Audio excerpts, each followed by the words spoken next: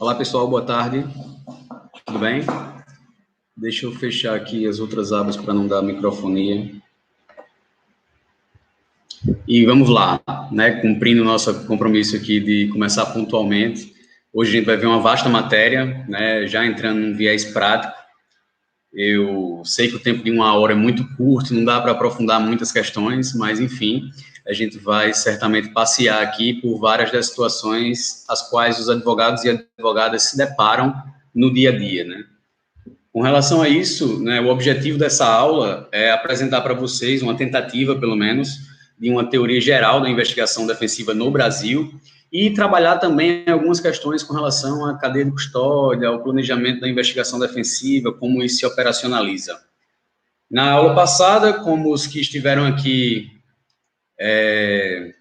já sabem, a gente fez uma breve introdução contextualizando a investigação defensiva no Brasil, com uma análise histórica, uma análise ampla com relação aos problemas da nossa classe, do sistema de justiça criminal, e fizemos também uma análise comparada, né, com os dois grandes modelos, o italiano e o americano, e como isso se relaciona aqui no Brasil, né. Então, nesse sentido, já entrando nessa linha de uma teoria geral da investigação defensiva, é preciso que a gente caracterize, de alguma forma, né, a atividade investigativa que a advocacia exerce. E, assim, para isso, a gente precisa também definir a essência da própria... O som está reverberando. Alguém está mais ouvindo o som reverberando, pessoal? Se vocês puderem me confirmar aqui no chat. Enquanto isso, eu vou seguindo, tá? Se ficar som ok aqui, vão me respondendo, tá, pessoal? Na medida do possível, eu vou ajudando aqui, vendo se há algum problema técnico aqui da nossa parte. Então, a gente precisa fazer uma análise do que é a advocacia em si, antes de partir para a função investigativa da advocacia. Para isso, a gente tem um referencial maior de base constitucional, que está lá esculpido, né, no artigo 133 da Constituição, está lá como um texto que o próprio constituinte originário, né, colocou, dada a sua importância. Então, lá se diz que o advogado é indispensável à administração da justiça, sendo inviolável por seus atos e manifestações no exercício da profissão, nos limites da lei. E aí, essa chave final, né, vírgula, nos limites da lei, né, essa ressalva é exatamente o comando constitucional de que a profissão da advocacia vai ser regida por uma lei própria, né, que regulamenta o livre exercício da profissão, que não é livre, absolutamente livre. É livre dentro de um marco legal instituído, que é o Estatuto da Advocacia e da Ordem dos Advogados do Brasil, né, uma lei federal que todos nós conhecemos. Então, dentro dessa linha, cabe a essa análise dizer também que a advocacia está sob o manto do livre exercício das profissões, que também é um princípio ancorado no texto constitucional, e que está ainda mais, na verdade, no rol de direitos e garantias fundamentais do artigo 5º, quando lá, no inciso 13º, então veja que é no primeiro quadrante do rol do artigo 5º, se diz que é livre o exercício de qualquer trabalho, ofício ou profissão, atendidas as qualificações profissionais que a lei estabelecer. Isso quer dizer que, atendendo às leis de uma forma geral e no que toca à advocacia, as leis da nossa classe, a gente pode fazer tudo aquilo que não é proibido, não é? A gente volta ali, e sempre faço questão de frisar isso, as lições mais basilares do direito civil, né? Quando lá ainda no artigo 1º do Código Civil, você extrai a norma de que tudo aquilo que não for proibido é lícito ao particular fazê-lo. Então, apesar de nós exercermos um munus público, assim como diz o artigo 133 da Constituição, e sermos funções essenciais à justiça por isso, nós estamos dentro do universo particular. É totalmente diferente do Ministério Público, por exemplo, que dentro do espaço aqui que me cabe, eu posso fazer a crítica, até acadêmica, no sentido de ainda hoje ser ilegal e inconstitucional a investigação direta do MP. Por quê? Vai dizer que, não, você defende a investigação defensiva e vai dizer que a investigação direta do Ministério Público ela não é constitucional? Não, pode até ser. Eu só acho que até hoje ela não tem uma fonte legal. Ela não tem uma fonte normativa legítima para instituir fazeres, né, competências e atribuições a agentes públicos. Isso aí a gente vai não para o direito civil, a gente vai para as lições basilares do direito administrativo. Né? A gente pode estar ali na esfera de discricionariedade ou não, né, de um ato vinculado, mas a gente está dentro da esfera do ato administrativo, que tem seus requisitos, tem seus elementos, e um deles é a prescrição legal, ou do ato vinculado, ou a gente tem que estar com ela na ponta da língua, para rebater muitas falsas objeções, que, na verdade, são fruto de um desconhecimento quanto à matéria, tá, pessoal? Face a isso, a gente tem uma tradição, né, da advocacia brasileira, que ela é, em grande medida, impulsionada pela crença cega no princípio da presunção de inocência, de que a carga probatória cabe exclusivamente ao Ministério Público e ao acusado, lato sensu, não cabe produzir absolutamente nada dentro do processo. Isso aí, como a gente bem sabe, não sobrevive a uma análise prática, né, um olhar estratégico, ou ainda pela linha da teoria dos jogos do professor Alexandre Moraes da Rosa. Então, nós temos uma tradição, digamos assim, da advocacia que é reativa ao Estado. Né? A gente vê muito aquele pensamento do advogado, da advogada criminalista, que diz, não, vou esperar a citação do meu cliente chegar para eu saber o que é que eu vou fazer com base na hipótese acusatória. Né? E só a partir de então eu vou me movimentar, quando a gente sabe muito bem que não dá muito certo, né? Você deixar de uma forma tão postergada o início da sua atividade, porque ao final você vai estar com um prazo ali exíguo e anacrônico de, no mais das vezes, 10 dias, que vem lá de 1941 e que está longe de coadunar com a prática que a gente vê hoje, né? Com dezenas de apensos, com os meios de tecnologia que cada um por si só produz um volume colossal de informações, os autos que duram às vezes anos de investigação igualmente volumosos, e aquilo ali com um universo de informações que dificilmente uma pessoa humana, ainda mais sozinha, conseguiria dar conta, né, de ler em profundidade e produzir ali uma estratégia analítica e cirúrgica para o caso, dado que nenhuma primeira leitura se poderia ter desse universo de informações no prazo legal. Desculpe, pessoal, recebi uma ligação aqui. Então, nós temos uma tradição também de atuação dependente do Estado, certo? Uma atuação formal, ou chegaria a dizer formalística e burocrática, que aí também é fruto da nossa prática cartorária, que vem lá da nossa colonização, né? Nós, da América Latina, temos essa fetichização pelo documento por si só, né? A lei dos registros públicos e a lei dos cartórios, elas são exemplos disso, né? Mas, apesar disso, um olhar estratégico, por exemplo, me leva a pegar as ferramentas que estão postas, ainda que seja a lei de registros públicos e a lei dos cartórios, e utilizar ao nosso favor. Né? A gente tem que utilizar aquilo que está aí. Vejam que essas leis têm mais de 50 anos cada uma, e elas não são nenhuma novidade para ninguém. Mas, como eu gosto sempre de falar, os cartórios, assim como a internet e as redes sociais, são fontes quase inesgotáveis de informações para a investigação defensiva, né? Então, nós temos também uma tradição de pouca oralidade, certo, pessoal? E aqui eu sigo para apontar alguns benefícios que a investigação defensiva pode trazer. O primeiro deles, que eu gostaria de colocar aqui, é o aprimoramento da investigação policial. Por que isso? Porque agora a gente pode apontar o dedo e dizer, com substância na nossa afirmação, né, embasado do ponto de vista técnico, pericial e científico, probatório, idem, né, que aquele erro aconteceu, que aquela interceptação telefônica não gerou um código hash para assegurar o que Geraldo Prado fala sobre o princípio da mesmidade que está dentro da cadeia de custódia da prova. Né? Então, a gente vai ter condições analíticas, intelectuais, cognitivas, de contrapor uma má prática policial ou ministerial. E do ponto de vista científico. É importante que se frise isso. Não adianta nada eu chegar lá e dizer, não, eu tenho certeza que esse operador aqui violou, que está faltando dados aqui, que ele fez uma análise seletiva, só disponibilizou 3% das interceptações.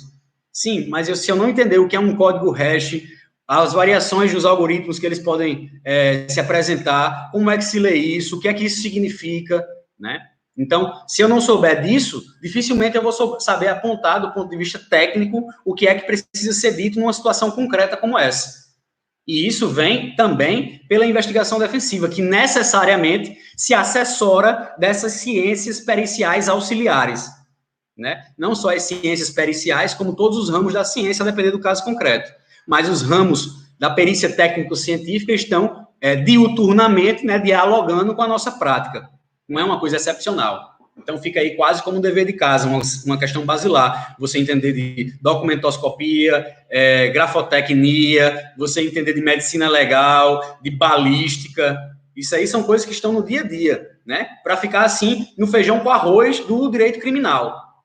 Porque se a gente passar para a situação do direito penal econômico, vai ser exigido uma relação de familiaridade com o sistema financeiro nacional, com a lei de falências, né, com leis do direito administrativo para lidar com crimes licitatórios, corrupção, né, conhecimentos contábeis e financeiros mínimos para saber lidar e identificar quando é e quando não é o caso de uma lavagem de dinheiro e outras situações mais, né. A gente precisa entender de tributário para fazer os crimes tributários, né, terem alguma chance de êxito, que aí é outro problemaço que daria um outro workshop sozinho apartado, né. O problema dos crimes tributários hoje no Brasil, virando um acessório quase que prima ratio do fisco no que toca à pressão da classe empresarial, em especial, né, ainda não chegou no contribuinte pessoa física, pelo menos que eu tenha notícia, mas estão se proliferando por aí, pelo Brasil afora, várias forças-tarefas que reúnem num só gabinete interinstitucional o Ministério Público, a Delegacia de Combate aos Crimes contra a Ordem Tributária,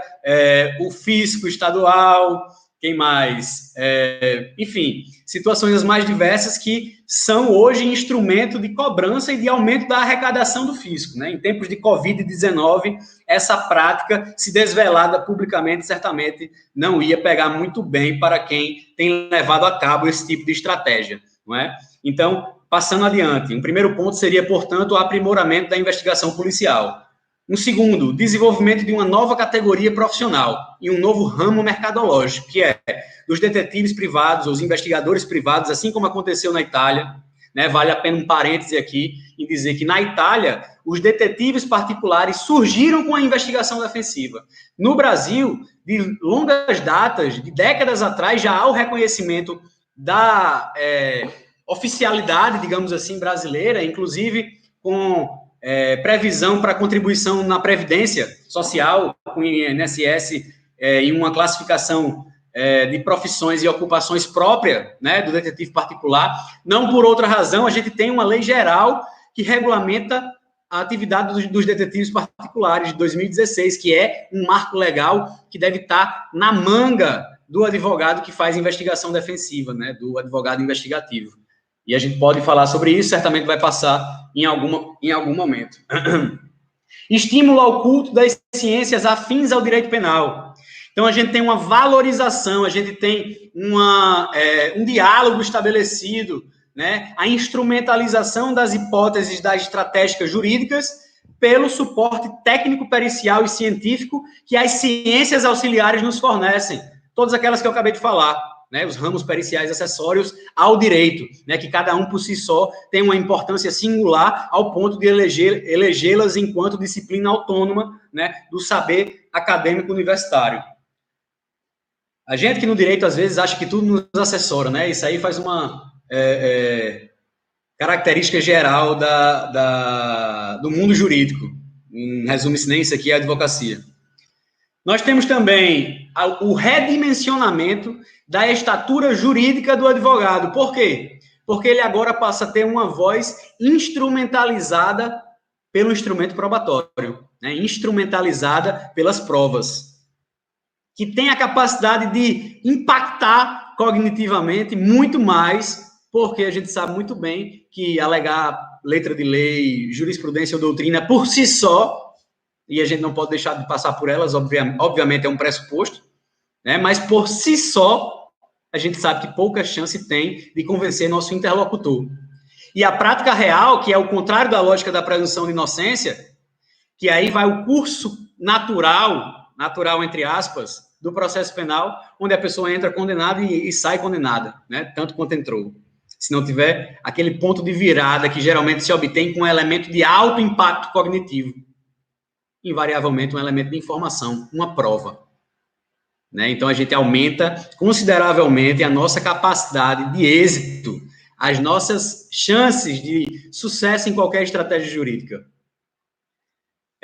E outra situação mais, que é a revaloração do advogado, né? Quem vai poder ousar falar mal da advocacia quando nós começarmos a popularizar, difundir, a cada vez mais normalizar episódios que nós, advogados e advogadas, promovemos no sentido da justiça em si, no sentido de corrigir uma injustiça, de evitar um erro. Veja a responsabilização do seu algoz, que muitas vezes, e aí é uma situação dramática no Brasil. Se a gente olhar o Fórum Brasileiro de Segurança Pública, instituição mais respeitada, na minha opinião, no setor de segurança pública, nós vemos que eles têm um índice de cifra negra, ou seja, de crimes não resolvidos, no que toca a crimes patrimoniais, de 99,5%. Ou seja, no Brasil, a cada 200 crimes patrimoniais, um é resolvido pelo Estado.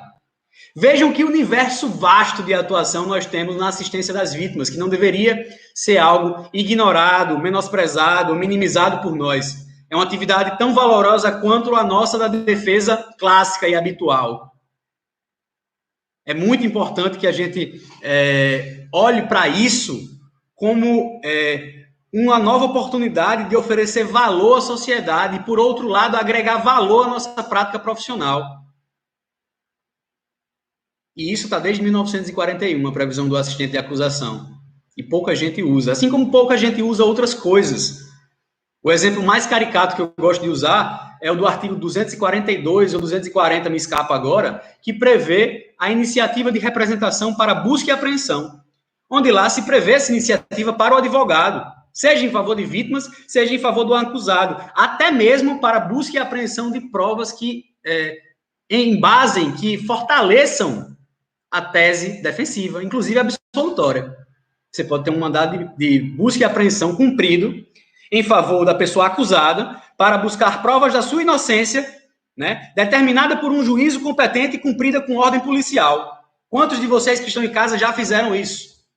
Sempre gosto de perguntar nas aulas presenciais. Se alguém fez ou não fez, quiser se manifestar, o chat está aberto hoje, né? Ontem a gente não conseguiu, e quando foi ver já estava fechado no meio da nossa conversa, mas hoje, né, dando certo aí, eu vou colher aqui todas as sugestões e dúvidas e, na medida do possível, próxima aula e a outra, eu vou abordá-las.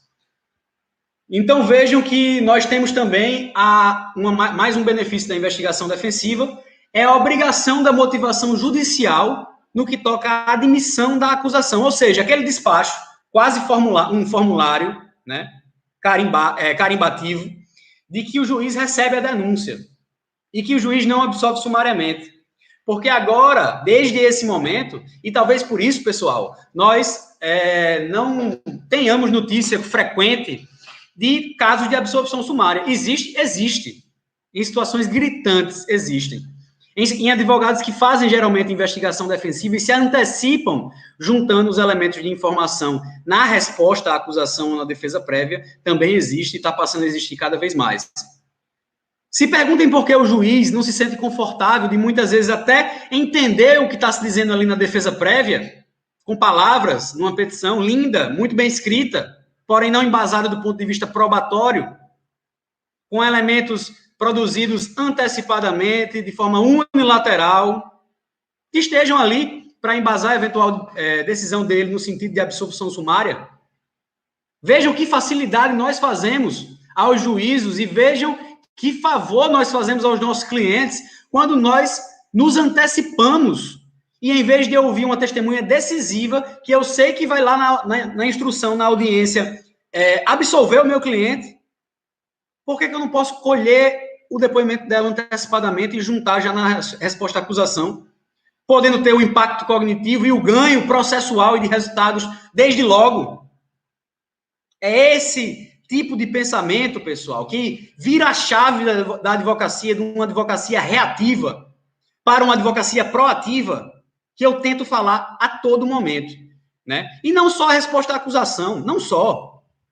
Eu estou fazendo aqui em muitos casos do escritório, e sempre faço questão de frisar isso, uma situação anômala e atípica do ponto de vista procedimental, que eu venho chamando de arrazoado pré-processual, mas cada um aí pode dar o nome que lhe bem convir, mas que exerça o mesmo objetivo de juntar, quando for o caso da estratégia processual adotada, concordar, né, for consoante com isso, mas se antecipar, seja a autoridade policial para evitar um indiciamento, seja a autoridade ministerial para evitar a denúncia e promover o arquivamento. Porque eu não posso juntar esses elementos? Aqui a gente já fez reprodução 3D em realidade virtual, num caso que foi utilizado isso do indiciamento e antes da denúncia promover o arquivamento. Saiu de um indiciamento duplamente qualificado para o reconhecimento precoce da legítima defesa. Porque houve um laudo que um engenheiro foi lá tirar todas as medições, fotos, vídeos, assinou conforme a RT, né, com o CREA lá, bem bonitinho. Isso embasou a reconstrução 3D. E isso tudo foi apresentado no Ministério Público e teve um impacto cognitivo tal que houve o plot point, né, precoce desse caso, e saiu de um indiciamento duplamente qualificado de um homicídio para uma legítima defesa. Na etapa pré-processual, pessoal. Vejam do que eu estou falando. Estou vendo aqui um pessoal dizendo que perdeu o início, vai ficar gravado até o final de semana e disponível para vocês verem, tá, pessoal? Isso. E a gente está recebendo dúvidas aí também, no que puder ajudar e o tempo couber, vocês podem contar. Seguindo aqui, então. Maior proximidade do processo penal com a verdade real, atingível, ou a verdade processual. Vejam que ganho qualitativo no próprio sistema de justiça, na prestação desse serviço público, que é a justiça, por nós, promovida por nós, advogados. Eu vi aqui falando dos custos, não vai dar para falar sobre tudo, JL, Advocacia Criminal, mas eu vou tocar, espero tocar de uma forma ainda minimamente profunda, né? Porque esse tema é fundamental para o avanço dessa questão no Brasil.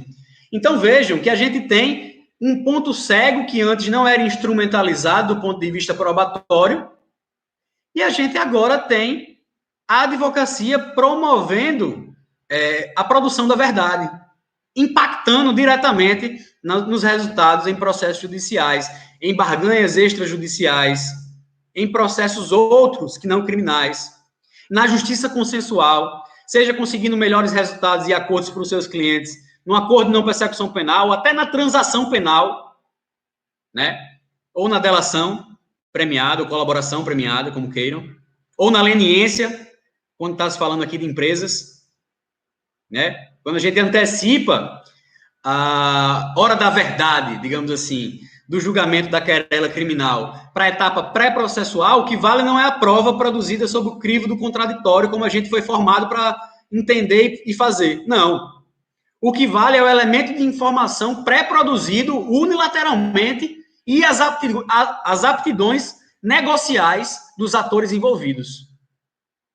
A gente não precisa saber nem muito de processo penal, nem de direito, para fazer justiça consensual. A gente precisa saber negociar. O que é uma negociação complexa? Qual é uma análise concreta dos atores envolvidos? O que fazer? O que é um rapport? Como fazer linguagem corporal, linguagem verbal? Como se portar como tal? Como fazer análise comportamental? Como fazer esse tipo de coisa que a gente não é acostumado a fazer, a gente não é formado para fazer e que a realidade está batendo aí na porta. Eu vi recentemente uma live de um promotor que está no grupo nacional do CNMP, que está estudando a implementação do acordo de não persecução penal. E eles estão estimando, pessoal, pasmem, eles estão estimando abarcar 80% da demanda criminal do Brasil inteiro, dos ministérios públicos estaduais, com acordos de não persecução penal. Vocês têm noção do que é isso? Isso é uma virada abrupta que quem não estiver preparado, infelizmente, vai sofrer. Numa mesa de negociação, onde você está ali, às vezes, até às cegas, porque a gente não tem o duty to disclosure, né? Ou aquele momento do discovery, que está lá como norte nos Estados Unidos, quando o Ministério Público tem que agir com boa fé e, desde o início do procedimento negocial, abrir o jogo com fair play, colocar as cartas em cima da mesa. Ele não pode esconder nada. Se ele esconder, aquilo ali se torna absolutamente nulo.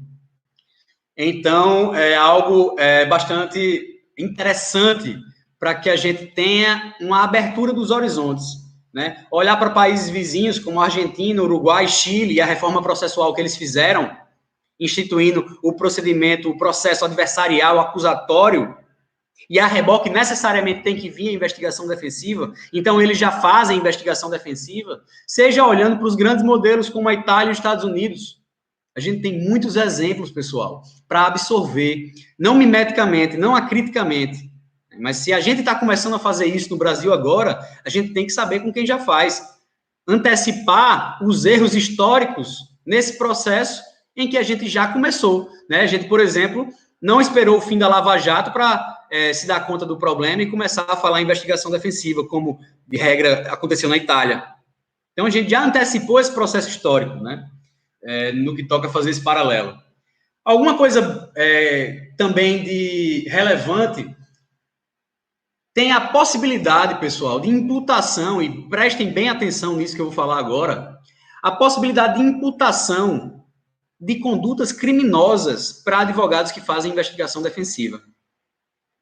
Vejam, e eu vou ficar somente nesse, porque eu poderia citar aqui o crime de falso testemunho, o crime de coação no curso do processo, o crime de obstrução à justiça da lei de organização criminosa. Se tem notícia de colegas que estão sendo acusados por todos esses crimes no Brasil.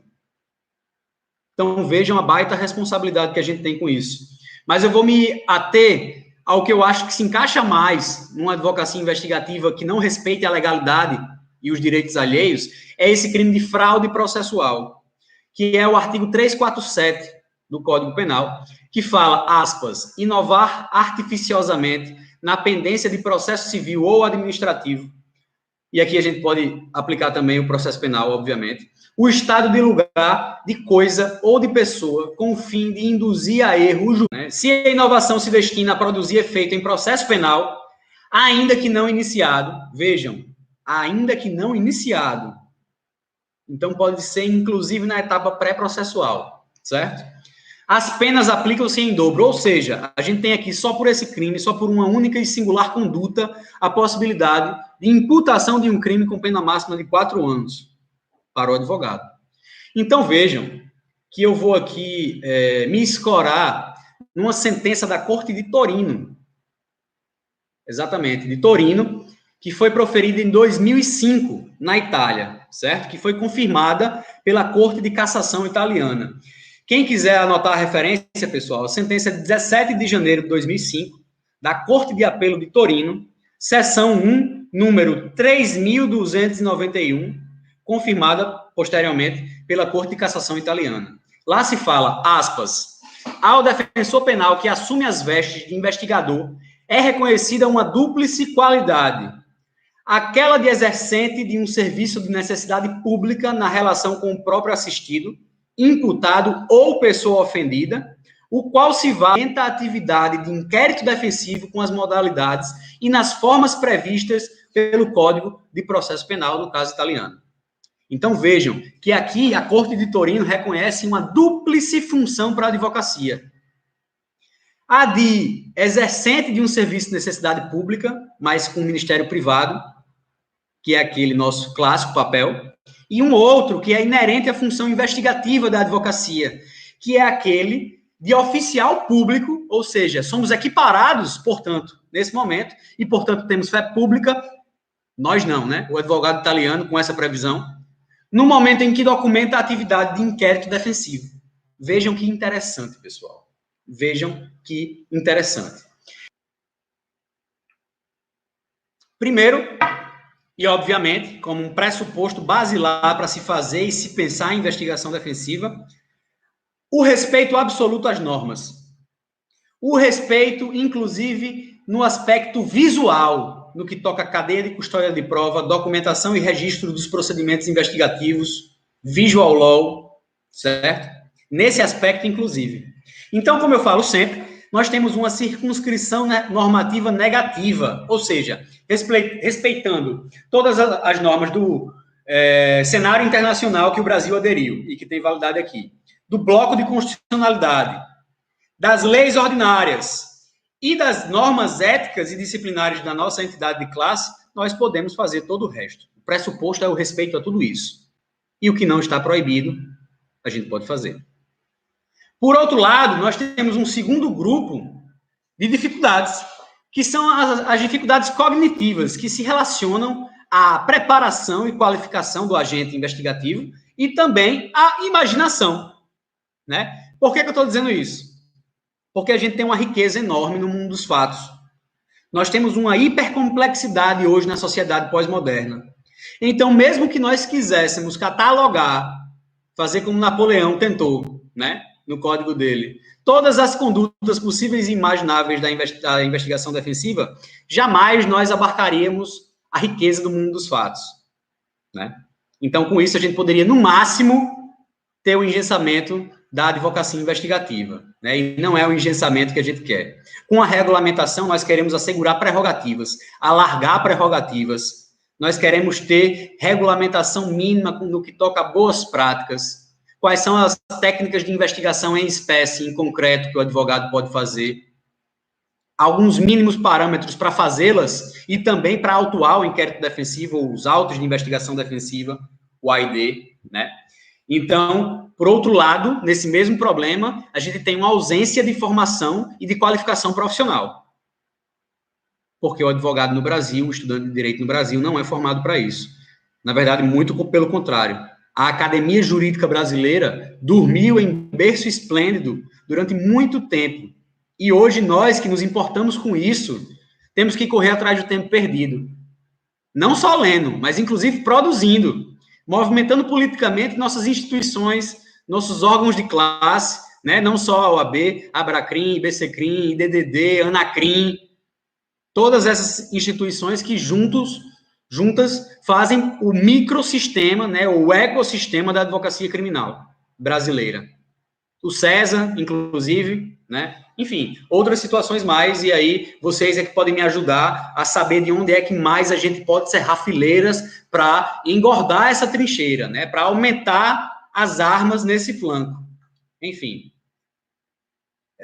Pergunta aqui que saiu do Felipe Santana: o provimento não foi ainda discutido pelos tribunais superiores. Primeiro, a gente precisa ter decisões judiciais de base, de primeiro grau, e dos tribunais estaduais e regionais federais, para a gente poder ter a discussão, né, ascendente aí, no curso natural das coisas, para as cortes superiores.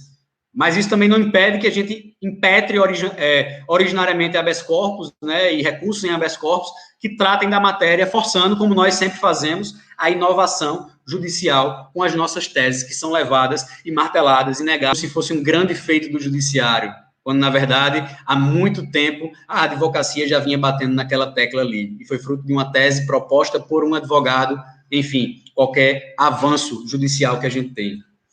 Seguindo aqui, a gente tem também uma ausência, como eu falei, de arcabouço teórico. Isso implica em quê? Uma ausência de metodologia, uma ausência de manuais de boas práticas, referenciais de boas práticas, né? Por exemplo, a Câmara Penal, a União das Câmaras Penais Italianas, que equivale ao OAB criminal de lá da Itália. Ela fez, e ela tem, e eu vou disponibilizar isso para vocês depois, um manual de boas práticas para o advogado italiano fazer. Então, a OAB já poderia ter feito, poderia ter aproveitado o provimento 188? Poderia. O texto que foi originalmente proposto tinha mais de 30 artigos. O texto que foi aprovado tem 8, né? Foi uma tentativa de formar mesmo um pontapé inicial, só que não avançou. É preciso que nós, que temos cargos de gestão na OAB, que somos conselheiros estaduais, subseccionais, federais, enfim, a gente faça o movimento necessário para essa pauta avançar. É preciso, por outro lado, pessoal, ainda dentro dessa questão da criatividade, das questões cognitivas, que nós tenhamos uma sagacidade na utilização dos parcos recursos que o nosso cliente dispõe. Nós precisamos otimizar esses recursos, fazer aquilo que é gratuito, aquilo que eu mesmo posso fazer. Quando for preciso contratar um profissional auxiliar, fazer isso da melhor forma, né, com melhor custo-benefício, com diligências acessórias que sejam realmente impactantes para a estratégia. Para isso também, fica aqui o momento jabá, né? Nós temos o projeto Ethos Brasil, ethosbrasil.org. Quem quiser analisar, pessoal, eu vou até colocar aqui, para se alguém entrar depois.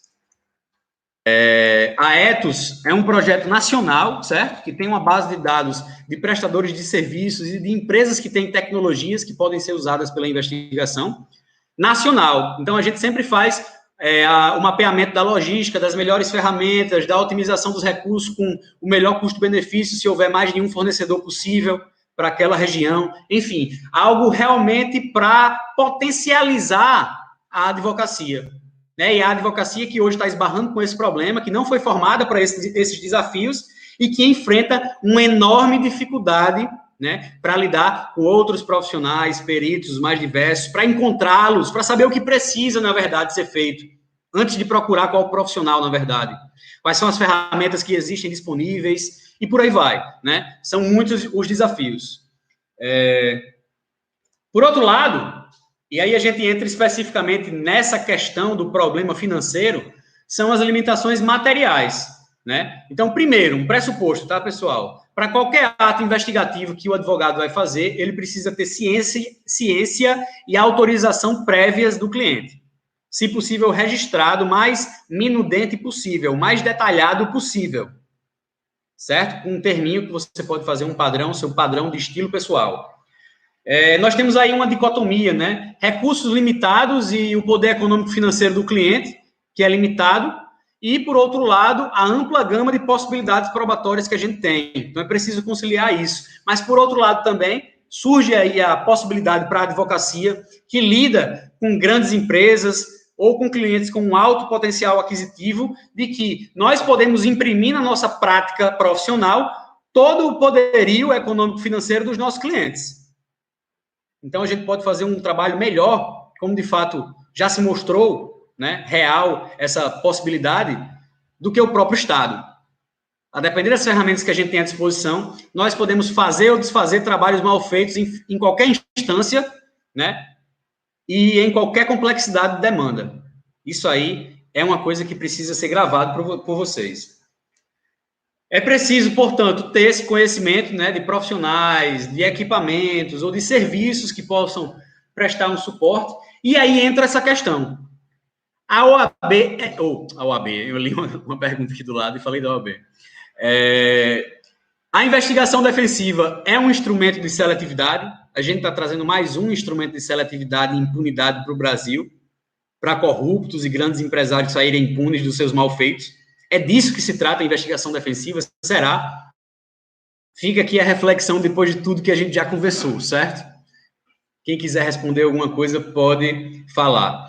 Mas, para finalizar essa questão, é importante, e eu falo isso já há 4 anos, tento movimentar meus contatos que são defensores, institucionalmente ou pessoalmente, tento pautar isso nas instituições, no IBCCRIM, etc., né, como de fato a gente já fez. Eu já participei, por exemplo, do Encontro Estadual de Defensores Públicos de São Paulo.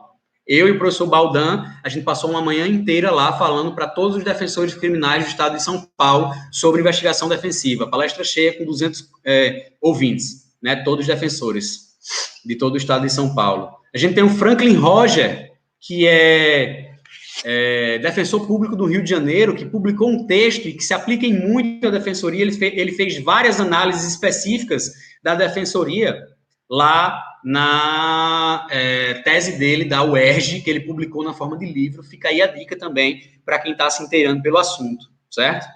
Então, a discussão do meu colega Emerson, meu amigão, na verdade, Emerson Castelo Branco, do Ceará, que já salvou várias vidas, corrigindo injustiças, e ele fala abertamente, defendendo em todos os espaços a investigação defensiva. É preciso, portanto, que a Defensoria Pública, seus líderes, seus gestores, institucionalmente, inclusive, façam uma discussão interna do modelo que vai ser adotado, da discussão orçamentária que é necessária para isso, possivelmente contratação ou remanejamento de pessoal para essa função, né? Porque os vulneráveis precisam tanto quanto não. Difícil você ter um caso que não se aplique nada de investigação defensiva. Eu não diria impossível, porque o impossível, enfim, é muito difícil, né? Pode ter alguma situação concreta que algo não se aplique de nenhuma forma. Mas, no geral, se aplica a qualquer caso. É isso que a gente precisa entender. Então, por exemplo, outra coisa para a defensoria que eu me lembrei agora, vai ser uma atribuição com uma competência de uma estrutura própria, de um núcleo, por exemplo, como existem os CAOPs ou os GAECOS, e que vai prestar uma assessoria, digamos, uniforme, transversal para todos os ofícios defensores. Ou não, cada um vai ter que desenvolver a sua própria, cada defensor desenvolve a sua própria com alguns profissionais ali auxiliares. Isso precisa ser discutido pela defensoria. Eu não posso dar nem pitaco, eu posso dar hipóteses, né, para isso ser maturado internamente. Mas é uma discussão urgente, premente e importantíssima. Então, seguindo aqui, pessoal, a gente só tem menos de 20 minutos. Eu vou entrar aqui rapidinho na questão do planejamento da investigação defensiva, certo? Primeira situação que deve-se fazer é a avaliação das provas. O que é a avaliação das provas que eu me refiro? É uma leitura, uma análise, né, com uma visão jurídico-processual do cenário fático que é posto. Vejam, uma visão jurídico-processual do cenário fático proposto. Tem que abarcar essas chaves, porque senão a gente vai ter uma análise de alguma forma limitada. Deve ser feita, portanto, a análise daquelas provas. Se considere a antecipação dos movimentos da defesa, como eu falei. Produzir essas provas o quanto antes, porque quanto mais tempo se distancia do fato, mais difícil você recuperar as provas, encontrar testemunhas, achar um sistema de circuito interno de TV que não tem o HD gravado por cima, e assim por diante. Então, quanto mais você se antecipar, você vai certamente ganhar em resultados. Então, as provas. Nós temos provas, por exemplo, a produzir. Dentro das provas a produzir, nós temos aquelas que são previsíveis ou prováveis, né? São aquelas que já estão determinadas, aquelas produções que já estão determinadas no bojo do procedimento, ou que já foram coletadas, ou que fazem parte ali do procedimento comum, né? Aplicado àquela situação de investigação, regra geral. Nós temos as provas a produzir, que não foram produzidas, mas são possíveis, sendo todas aquelas outras que podem ser produzidas ou não a partir da investigação privada, certo? E aí a gente, nesse produzidas ou não pela investigação privada, entra as que podem ser produzidas pelo Estado exclusivamente. Por exemplo, Não, perdão, retornando. Dentro dessa situação de produção autônoma de prova, a gente tem que analisar a prova produzida pelo Estado. E o que é que a gente pode fazer com relação a isso? Então, 4 situações eu coloco para vocês aqui agora. Primeiro, uma impugnação da perícia oficial. Pode ser feito. Uma outra coisa é a realização de uma contraperícia e juntar isso aos autos. Que aí vai usar... A contraperícia necessariamente vai usar a mesma metodologia que a perícia oficial. E, eventualmente, se chegar a um resultado diverso, vai mostrar a inconsistência da perícia oficial, né? Pode-se pedir a realização de novas perícias, que é uma terceira hipótese. Ou pode-se usar a figura do assistente técnico, né? Juntando o parecer, juntando uma aquisitação complementar. Enfim, situações que a gente pode fazer com aquela prova da perícia oficial, certo? Por outro lado, nós temos as nossas provas, que podem ser produzidas por nós, né? Aquelas que já estão produzidas, que basta coletar documentos pessoais, ou comprovação de residência fixa, comprovação de ocupação laboral, de escolaridade, de profissionalização, o contrato social e outros documentos relativos à pessoa jurídica, quando o caso, né? Certidões as mais diversas. Geralmente, eu, por exemplo, tenho um cliente aqui no Rio Grande do Norte, eu junto na defesa, certidão nada consta, quando não tem, né? Essa possibilidade. Do TJRN, da JFRN e dos 3 estados vizinhos de ambos os tribunais. Documentos diversos, etc. Aí, provas que você tem que ter um ato aí, proativo para produzi-la, certo? A prova testemunhal é a primeira que eu diria, né? Nesses poucos exemplos que eu vou usar aqui. Que aí é a produção audiovisual do testemunho de forma antecipada, com todas aquelas cautelas, desde a intimação e localização da testemunha, as advertências, ao registro com a qualificação dela, enfim. A perícia privada, que pode ser utilizadora de qualquer ramo do saber, e provas documentais as mais diversas, né, que inclui aqui a busca por fontes de dados, abertas, privadas ou comerciais, a busca em redes sociais ou na internet em geral, a busca de dados públicos com base na lei de acesso à informação.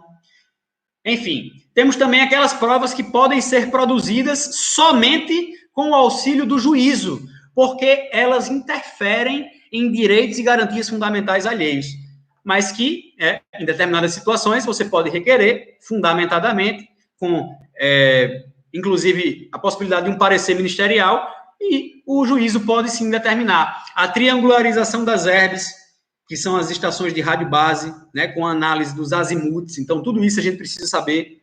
A quebra de sigilo telefônico, apesar de ser atípica essa possibilidade, eu já vi acontecer no caso concreto, ser solicitado pela defesa e ser determinado. Quebra de sigilo telemático, bancário, fiscal, isso aí, pessoal, geralmente se consegue em favor da vítima, na assistência às vítimas, sugerindo ao delegado, ao promotor, e essa, inclusive, possibilidade facilita o trabalho de assistência às vítimas, porque muitos pedidos você não precisa fazer de própria pessoa, você pode sugerir ao promotor ou procurador da República que está à frente do PIC, ou até mesmo a autoridade policial. É preciso sempre, pessoal, qualquer que seja a situação que a gente for fazer, a transferência de poderes especiais. O que é que eu quero dizer com isso? Uma procuração com poderes especiais, prevendo especificamente cada diligência investigativa. Não precisa ser tão detalhada, mas precisa tocar em cada ponto. E um termo também de ciência e autorização prévia do cliente. Por último, e aqui a gente já está caminhando para o fim, 12 minutos para o fim da nossa live. Quem perdeu aí o início, ela vai ficar gravada, é só entrar investigaçãodefensiva.com/aula 2, certo? Nós temos aqui algumas questões com relação à cadeia de custódia da prova. E, pessoal, aconselho que vocês estudem isso, porque isso tem tudo a ver com a investigação defensiva, mas vai mais além. Afora tudo que a investigação defensiva possa tocar, a cadeia de custódia da prova potencializa a própria advocacia criminal, né? Pois exige um padrão de conduta profissional realmente sério e legítimo dos agentes públicos que lidam com a investigação policial ou ministerial, né? Mas a cadeia de custódia da prova é uma questão anterior a isso. Nós temos o professor Geraldo Prado, né, desembargador aposentado do TJRJ, né, nosso maior referencial no Brasil, que em ambas as decisões que há a citação do tema nos tribunais superiores, ele foi citado e não por outra razão. Ele fala, pessoal, que há na cadeia de custódia 2 princípios gerais. E isso aí seguindo a doutrina espanhola, de que foi um estudante assíduo, né, o professor Geraldo Prado. Nós temos, primeiro, o princípio da mesmidade ou mesmicidade, que é o procedimento, né, que assegura que aquela prova coletada, que aquele vestígio coletado, é exatamente aquilo que foi apresentado e está sendo valorado naquela ação penal. Então, eu preciso assegurar, voltando lá atrás ao exemplo que eu dei, o código hash, sim, da interceptação telefônica ou da quebra do sigilo dos dados, de qualquer forma, com qualquer suporte, porque é a segurança que eu tenho, cidadão, ao final do processo, de que o juiz está valorando o que, de fato, foi obtido com a ordem judicial de afastamento do sigilo bancário, telefônico, telemático, enfim. A gente tem que ter padrões de garantia disso, e isso vem do procedimento. E a lei anticrime nos trouxe, com uma grata surpresa, um rol bastante interessante e completo com relação à cadeia de custódia da prova, desde a definição até o percurso, né, desde a coleta até o descarte, que aquele vestígio, aquele elemento de informação deve percorrer, até mesmo, e aí é o ponto que eu queria frisar, e aconselho que todos leiam essa alteração do CPP que veio pela lei anticrime, certo, pessoal? Da cadeia de custódia da prova. Há ali o tipo penal hoje que prevê a adulteração da cena do crime. Então, até um advogado, por exemplo, bem intencionado, disposto, que quer fazer a diferença, que ouviu falar agora da investigação defensiva, que acabou essa aula e recebeu uma ligação para acompanhar um flagrante, que chegou lá antes da polícia e que, por qualquer razão, uma testemunha foi e disse que ele recolheu um elemento, mudou algum objeto de canto ou qualquer coisa parecida. Isso hoje traz para nós, como disse Zanoni na nossa live aqui, um alvo nas costas para a advocacia. Então, o que eu digo sempre, respeito às normas, isso é fundamental. E o respeito não deve ser nosso, interno, para dentro da nossa própria atuação, para dentro do escritório. Você tem que deixar esse respeito à Constituição, aos direitos alheios, visualmente acessível a qualquer um que venha ser interlocutor da investigação defensiva. Vejam só.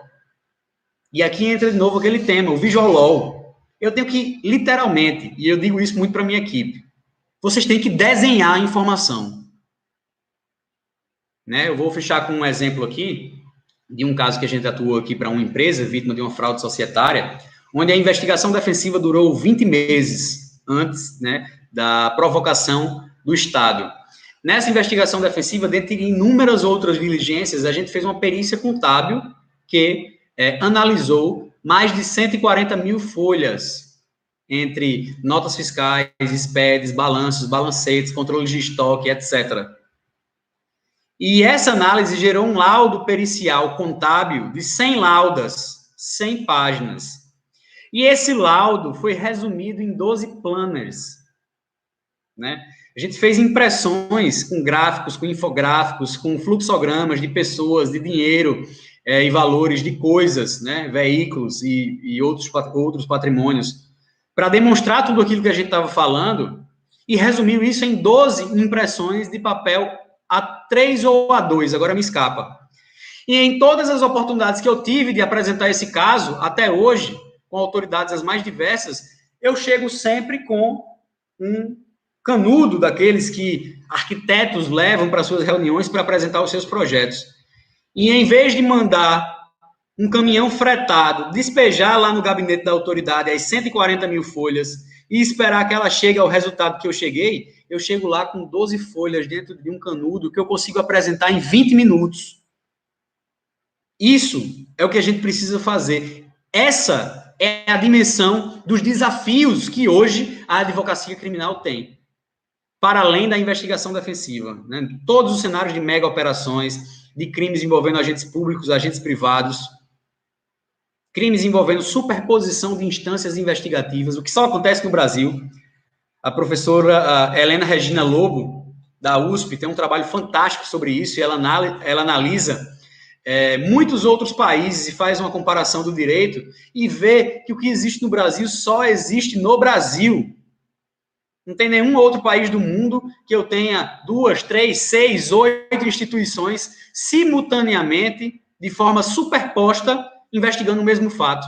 Cada uma tomando suas medidas invasivas, cada uma produzindo elementos de informação, desenvolvendo uma estratégia e depenando a pessoa física ou a pessoa jurídica alvo daquele esforço em vários níveis, né? Que superaria em muito aí o bis in idem, talvez fosse, enfim, 10 vezes em idem, né?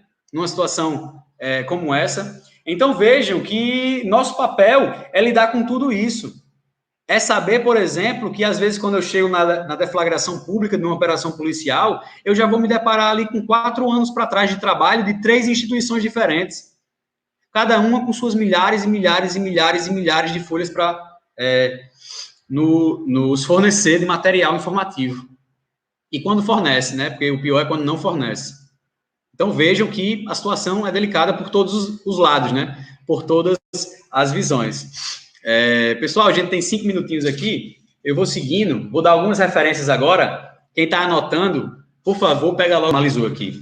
Então, nós temos o princípio da mesmicidade e o princípio da desconfiança, que é exatamente o oposto do que a gente vê, por exemplo, no Brasil inteiro, da valoração cega e acrítica que todos os juízes criminais fazem do depoimento do policial, que é o condutor diretamente interessado na validação da legalidade do flagrante. Então, a gente parte do princípio da confiança. Não.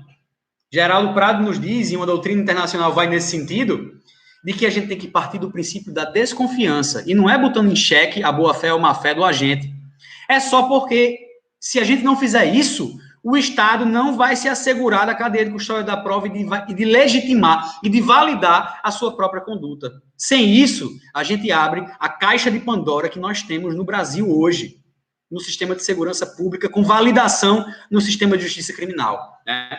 Então, essa disciplina, pessoal, já é existente, certo, no Brasil, pela portaria 82 de 2014, da Secretaria Nacional de Segurança Pública, certo? Sem falar no que eu já falei, né, da incorporação dos artigos 158A a 158F ao CPP pela Lei Anticrime, que é a Lei 13.964 de 2019.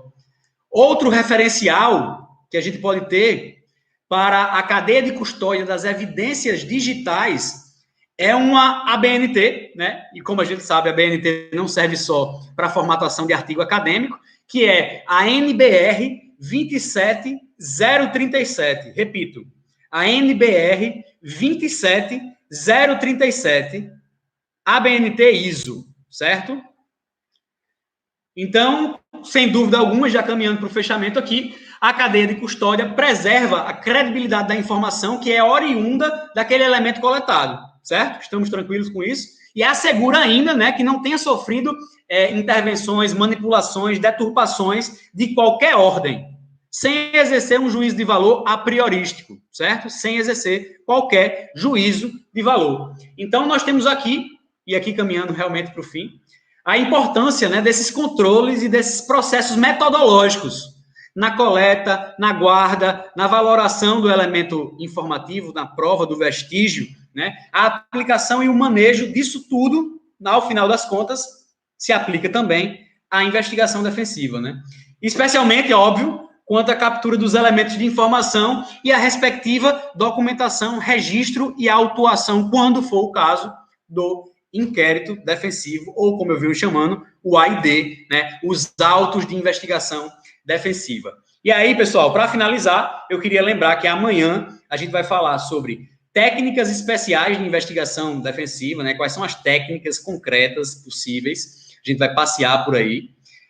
O inquérito defensivo, o AID, quais são as peças fundamentais e os cuidados com a metodologia e a documentação, como indicação para vocês. E na última aula, a gente vai falar de investigação defensiva e advocacia 4.0, né, com essas novas possibilidades tecnológicas aplicadas ao direito, à advocacia criminal e à investigação defensiva, e o mar azul, né, o oceano azul, como o pessoal da gestão aí das startups costuma dizer, o oceano azul que existe para o mercado brasileiro da advocacia, inteiramente à disposição.